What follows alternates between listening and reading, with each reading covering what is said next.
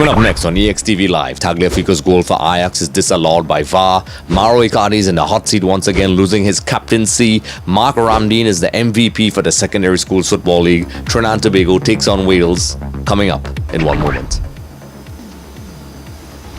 Hey everyone, welcome to episode 3 of EXTV Live. I'm joined today by Paul Decle, the founder of the Pro Series events. Wonderful organization. How are you today, Paul?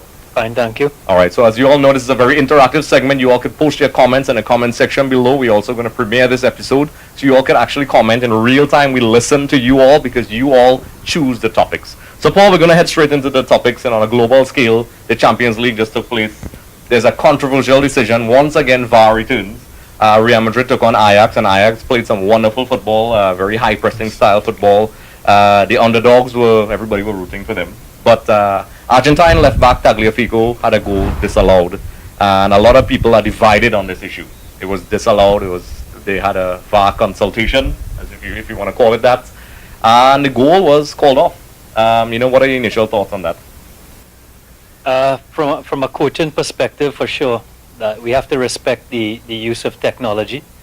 From what I've seen, a situation like this does come back to the interpretation of the rule, which is always difficult because two people will see it in two different ways. From what I saw there, it's really difficult to tell if he is in an offside position in terms of the interference with the goalkeeper.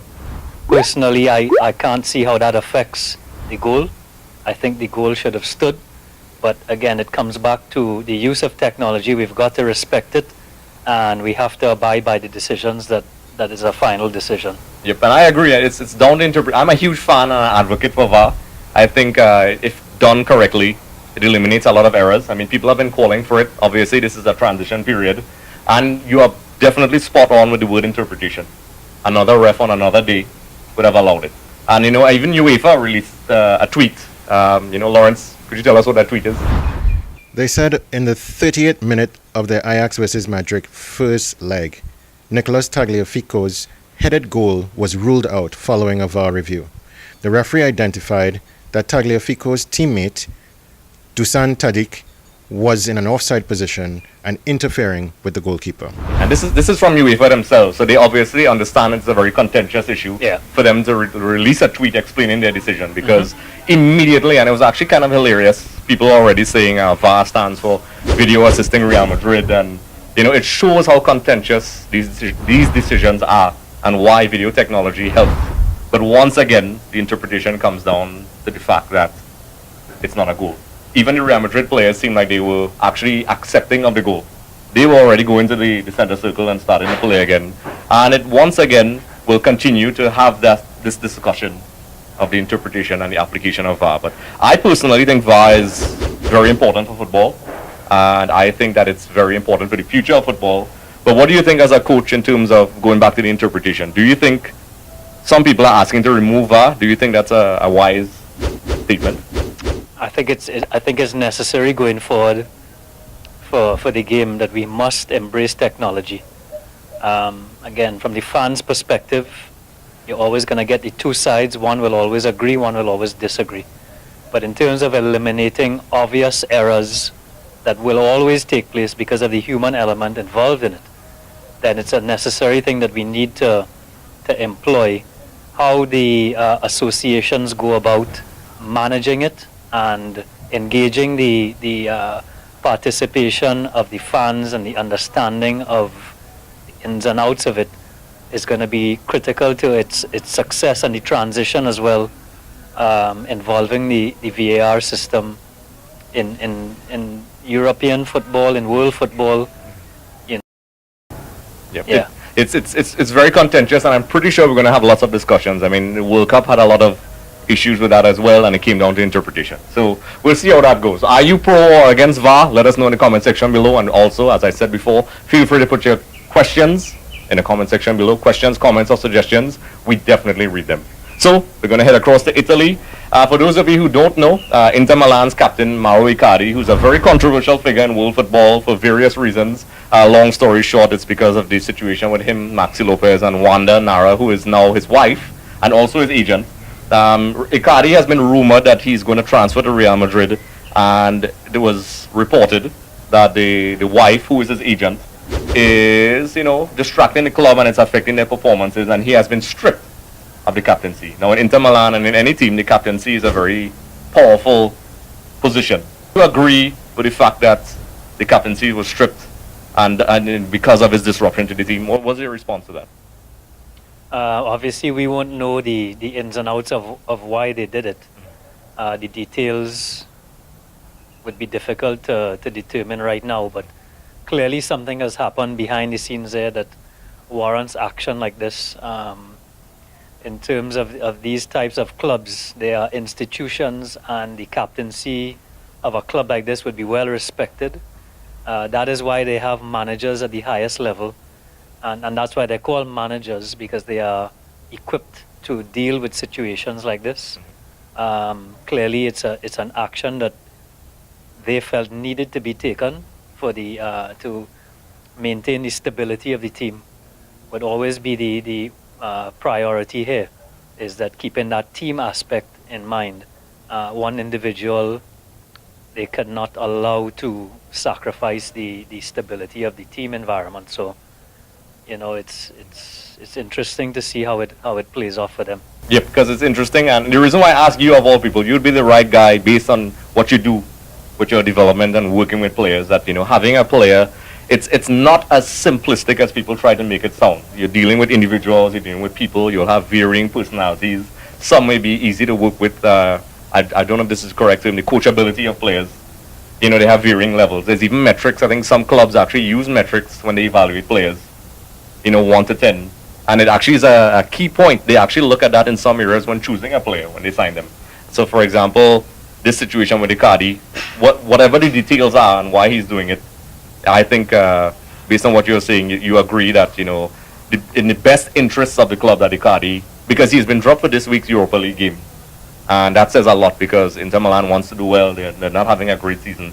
And to make such a statement like that is very powerful, and you believe it's the right thing to do? I mean, we don't know the details, but, just from a coaching perspective, if you have a disruptive player, certainly. In a team scenario, it's a very dynamic. Each player is different. Each player thinks differently. They react differently. The job of the manager is to manage not only individual players, but how does that affect the working of the team? It's something at that level that they cannot afford to sacrifice. Instability, as you know, can cause things to go out of whack very quickly. So the decision would have been made, again, in the best interest of the team aspect. And it goes to show, in all aspects of football, when you have individuals that are disruptive, and it's a good message for young players who are growing up in this new era of football, where social media is it's part of the system. You can't run from it. And these guys, these decisions that you make off the field can affect your career. His wife, which is she is his agent, is affecting how he's being perceived by many people. To the fact that, he lost his captaincy. And when you're making decisions to, further, to basically make your career go along, that these things will definitely play a factor, and you should be very wise and pay attention to what you're doing. So I'm sure someone who does what you do, you'll probably impart that knowledge to your players as well. So up next in local, and by local we mean Trinidad Tobago, that's where we're from, because we have some viewers from all over the planet, Italy, England, actually Indonesia. I'm honestly a bit flattered that you guys love our show so much, so that's very interesting. It shows you how global the world is now. We have surpassed our region, which is Trinidad Tobago.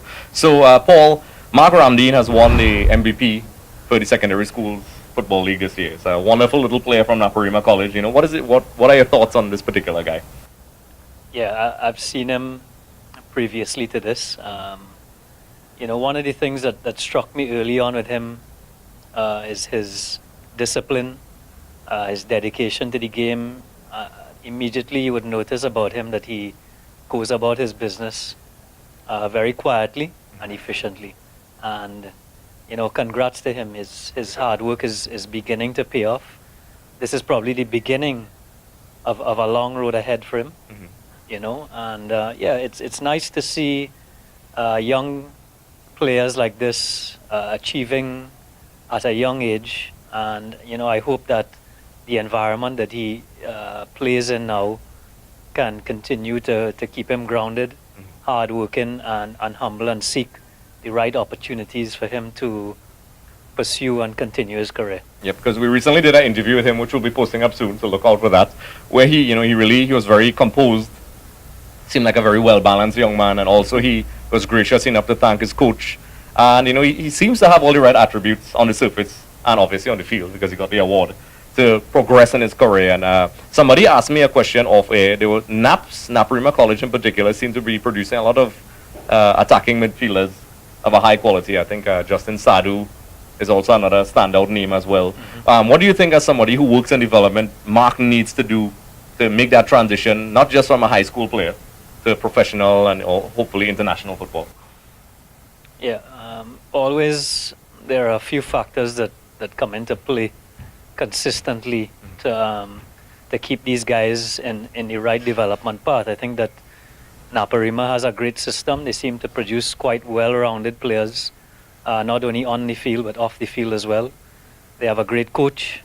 He's lucky to have that as well, that can nurture, guide him. But at his age, the fact that he sits as well as he does with his attitude is going to be one of the main factors for him moving forward.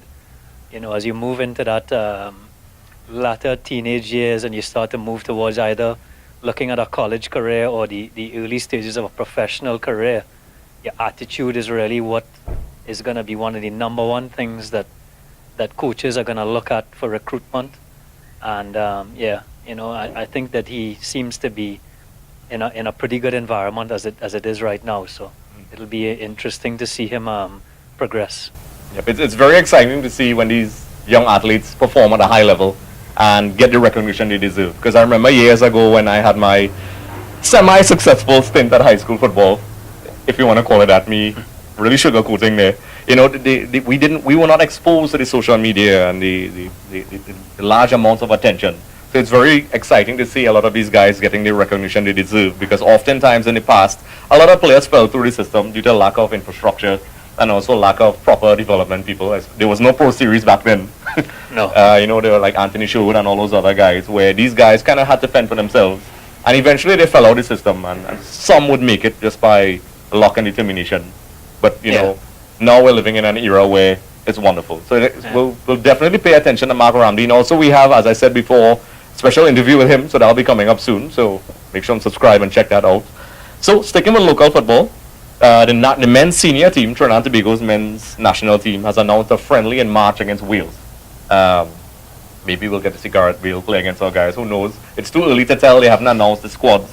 But with the CONCACAF Nations League in mind, which we spoke about last week, and also the Gold Cup and the future cycles of the national team, what do you think about this particular friendly, and does it serve Trinidad well in its preparation? Yeah, Wales obviously in the last few years has been one of the top teams in world football. They have proved themselves with the results on the field. And for us to have this opportunity is great exposure. I think that in terms of what we've seen in the past or the recent past, is that we need maybe to be a little more active as a senior team, so that we can play games within CONCACAF, within the Caribbean region, first measure ourselves there, so that when we do get opportunities to go and play against teams like Wales and some of the top teams in the world, we have a maybe better gauge going into these fixtures of where we actually sit regionally, and then we can compare ourselves on a more international level, which is what this will be. Yep, because we spoke with Emil Mohammed, who you know as well, very knowledgeable guy in local football. Yep. And we were speaking about the CONCACAF Nations League, and I guess in context with this, that the regional competitive, the teams from a competitive nature in the region have been increasing. It's no longer what people perceived as walkovers, which was obviously a wrong statement to make in the first place. But it's definitely difficult when you play the smaller islands. It's no longer a guaranteed victory. In fact, we struggle against them now. And based on recent friendlies, we've been playing pretty well. We also seem to be lacking a goal scorer. So playing in the Caribbean and then playing against what I perceive as one of the high-end teams, elite teams now, they're working their way up, would definitely serve us well But we did play some friendlies, and a couple years ago we played against Uruguay. I think we also played against Peru. And yes, they were high-profile friendlies, but at the same time, some people were arguing, not myself, they put this question to me, that did it really translate into development for the national players? Because yes, we got the friendlies, but then the results didn't really come afterwards. And that was an interesting question that someone asked me, and I felt like someone like you could probably have good insight into what you think about it. Because some people are saying it's not necessary, but then some people are saying we need to play A-list teams all the time. So what are your thoughts on that? You know, I'm not seeing where the collective effort is coming from. You have a great head coach like Dennis Lawrence at the top of leading the team, you know, who we all have a lot of respect for. He certainly comes with the right pedigree. But, you know, that continuity doesn't seem to be there. I don't think we can put that on the head of the head coach. Certainly the local administration, you know, where is the plan going forward? Again, the continuity, what happens after Wales? What is happening before we play Wales? Is there a preparation in place to build up to that fixture, to ensure that we get the most out of it? You know, what are our expectations? I think that as local coaches and people in the sporting industry, we want to hear more coming from the heads of that the people that lead this whole thing of what is going on before and after these types of events. And you use the right word, continuity, because it's very easy to just look at the result. I mean, it is a result-oriented game. I mean, but for people who work in development and understand that there are different mechanisms in this thing, it's not just you pick 11 players, put them on the field. I call it the FIFA mentality, which is the video game mentality. You know, you pick the players with the highest ratings and it just works itself out. There's a lot of, and you know this, there's a lot of mechanisms in place, a lot of people that need to do everything right before you even get on the field. And I think a lot of it has been raised by many other people in Trinidad and Tobago that it's clearly not in sync. And that's an issue that we need to work on, because Dennis Lawrence obviously came from, you know, he's obviously with Everton. He's been one of the Trinidadian coaches that has been exposed to elite level football with Belgium and Roberto Martinez and these guys. I think he's the best choice for us based on, you know, our economy and the financial situation of the TTFA. But do you think that the lack of understanding from the parties involved, or the streamlined nature that the TTFA, or should I say Trinidad football then, is the lack of understanding is hurting football? Because a lot of people have been talking about this everywhere. Once you go online, you'll see people complaining, there's a lot of chaos. Do you think that could be fixed anytime soon? Sure. I mean, the fixes for these things are just getting the will behind it. I mean, we have to ask when, you know, we cannot, it's difficult to, it's not fair, I don't think, to criticize our national team players or head coach if it is that they don't receive the necessary support and structure and footing to execute their jobs as best as they can. Yep. You know, I think it's clear to see that they are working with limited resources, and, you know, honestly, is the support there for our head coach to do the best job with the players? And I think he has worked very well with the resources that he has had in front of him. Yep. Certainly. So just to continue what you were saying, I believe you're right, and I think sometimes the public, and it's no fault of theirs, I mean, they react to what they know, which obviously there's not much information, which, funny enough, Constantine actually put a pretty question. Sorry, I pronounce him like the superhero character, but he did raise a question about information availability, and in the context of what you were saying, sometimes the public needs to hear these things, and that way when they make their assessments and they're more educated, they'll be maybe more responsible in how they make assessments and how they judge national teams and things like that. And I think that's something that everybody needs to work on, and hopefully EXTV helps in that area. That's what this is about. You speak to the people that are in the dirt, hands in the mud, and you get answers from everybody and allow everybody to interact. That freedom of information, I think, is actually beneficial to everyone. Sure. And the people that don't want to give information, well, then we have our eyes on you, because then you definitely are an enemy of progress. So with that being said, we're going to head into the Q&A segment of EXTV Live. Ramona Mohammed would like to know, what are your overall thoughts about implementing the VAR system in football? Okay, Paul, I'll let you take the first crack at that, because it kind of builds on what we were speaking about before. Well, it works. It works two ways. As fans, we'd sit and watch, and then we want to know why has not call been overturned. Then you bring the VAR system and introduce it, and then we are not happy with the decisions that it overturns or identifies as breaches of the rules. So I think that, as I said before, it must be integrated in the right way, but it is a necessary tool that we can use.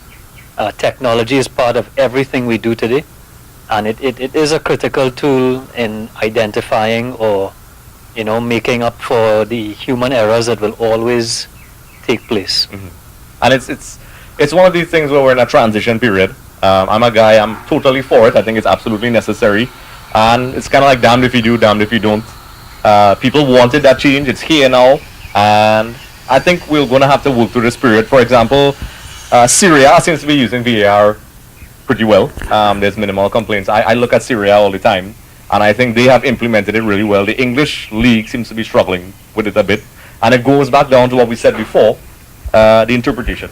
And I think the human element and what I believe is a perfect system is where we'll have to work on that, because in different leagues there's different interpretations of fouls. The hands the ball rule in England is very different from in Syria. It's also very different on the international stage, and also on the European stage. For example, the fouls, the interpretation of a foul in the Premier League is very different from the Champions League. There's a noticeable difference, Certainly, in terms of contact and the interpretation of what a foul is, for example. And English players and players who play in the Premiership tend to suffer. I've noticed that with the national team.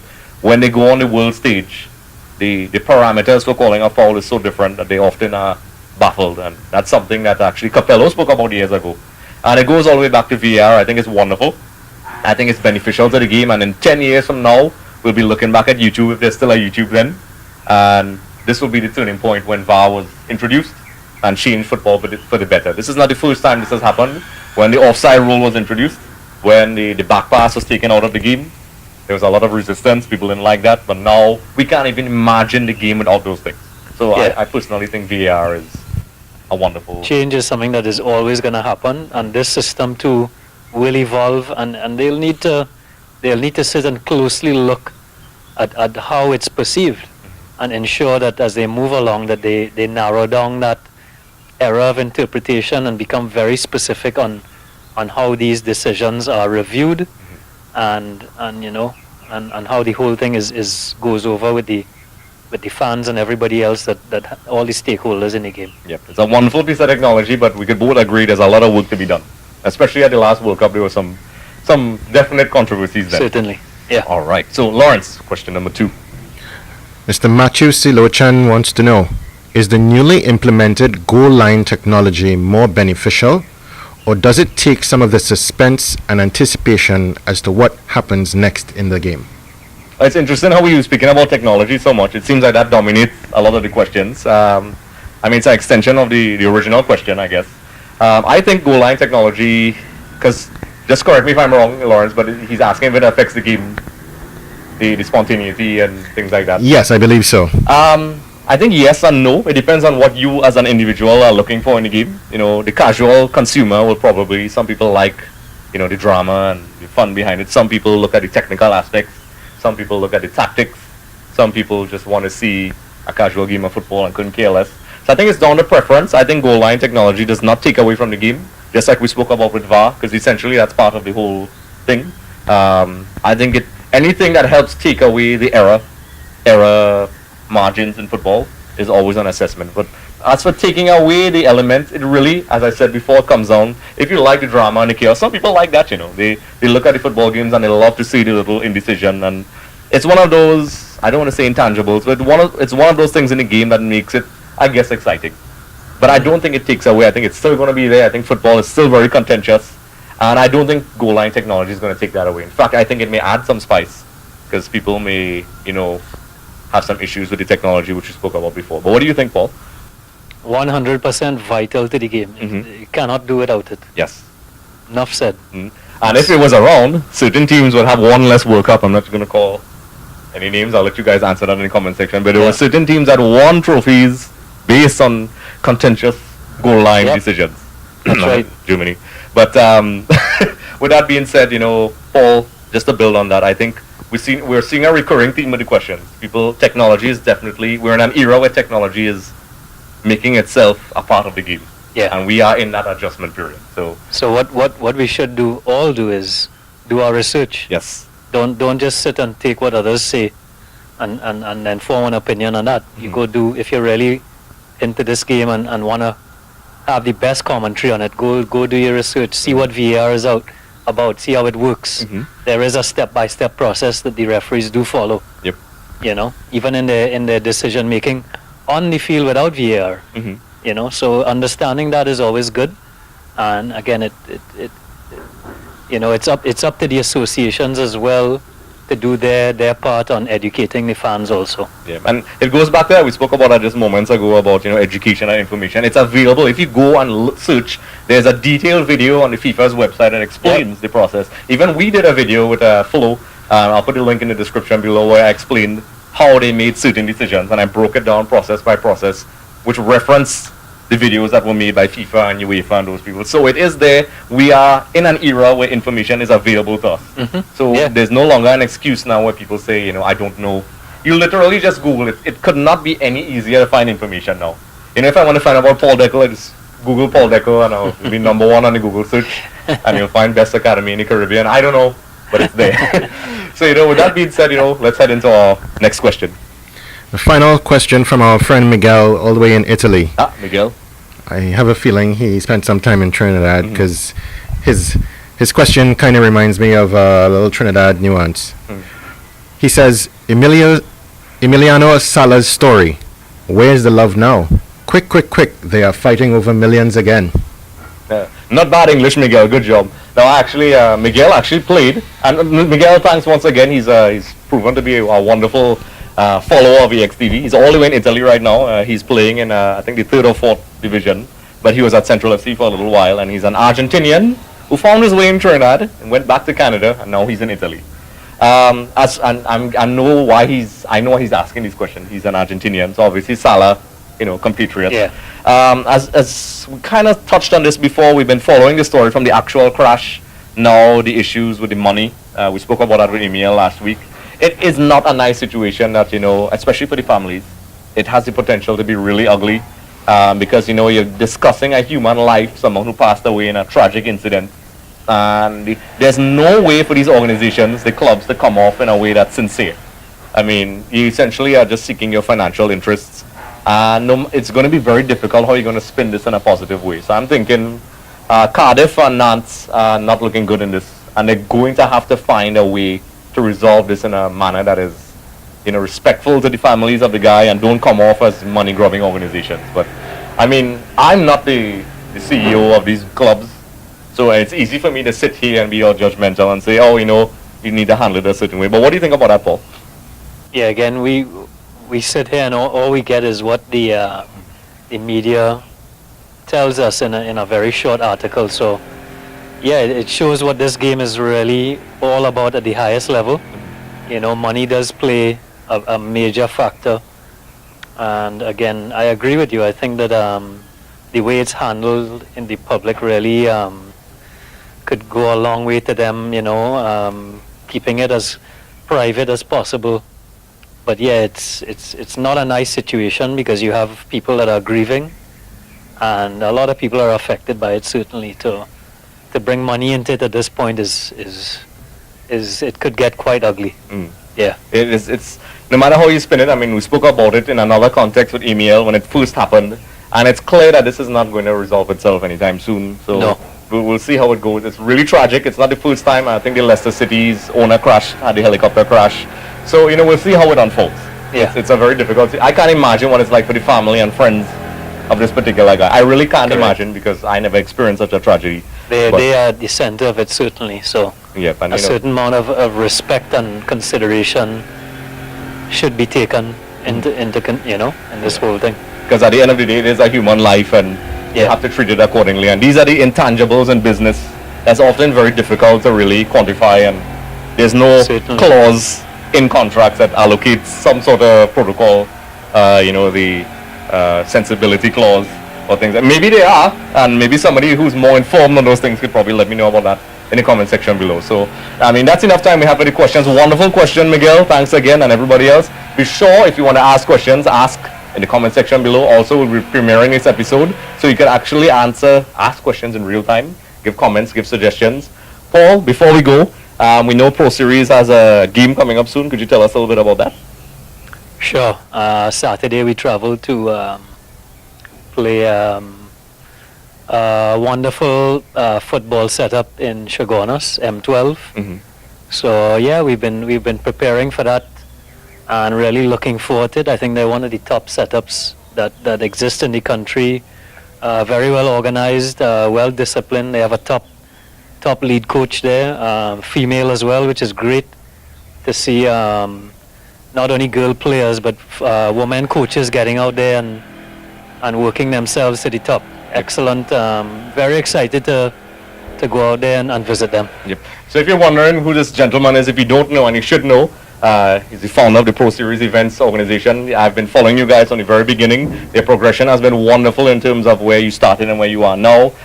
He's one of the most qualified guys in the region. So when we're asking him questions, he's very well informed. So with that, Paul, where could we find you? Where could we find the Pro Series for more information for people who'd like to find out about this wonderful organization?